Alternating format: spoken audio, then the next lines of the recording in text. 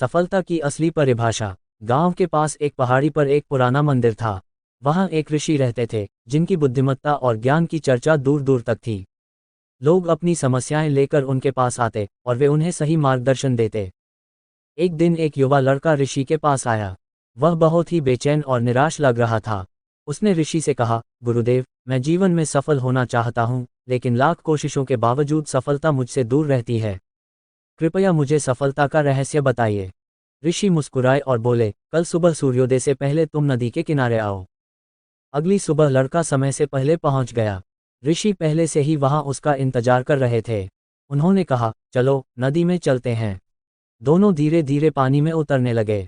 जब पानी लड़के की गर्दन तक आ गया तो अचानक ऋषि ने उसका सिर पकड़कर पानी के अंदर डुबो दिया। लड़का घबरा गया और बाहर निकलने के लिए संघर्ष करने लगा, लेकिन ऋषि ने उसे कुछ देर तक पानी में ही रखा। जब लड़का पूरी तरह घबरा गया तो ऋषि ने उसे छोड़ दिया। लड़का हौंकते हुए बाहर आया और गहरी सांसें लेने लगा। उसने गुस्से से पूछा, गुरुदेव, आपने ऐसा क्यों किया? मैं मर ही जाता।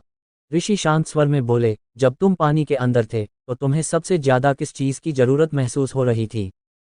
लड़के ने तुरंत कहा, हवा। मुझे सिर्फ हवा चाहिए थी। ऋषि मुस्कुराए और बोले, यही सफलता का रहस्य है। जब तुम्हारी सफलता की चाहत उतनी ही तीव्र होगी जितनी तुम्हें उस समय हवा की थी, तब कोई भी चीज तुम्हें सफल होने से नहीं रोक पाएगी। लड़के को अपनी गलती समझ आ गई। वह जान गया कि सिर्फ इच्छा करने से सफलता नहीं मिलती, उसके लिए पूरी निष्ठा और समर्पण की जरूरत होती है। सीख। अगर हमें जीवन में सच्ची सफलता पानी है तो हमें पूरी लगन और समर्पण के साथ मेहनत करनी होगी। जब हमारी इच्छाशक्ति इतनी मजबूत होगी कि हम हर कठिनाई को पार कर सकें, तब हम अपनी मंजिल तक जरूर पहुंचेंगे।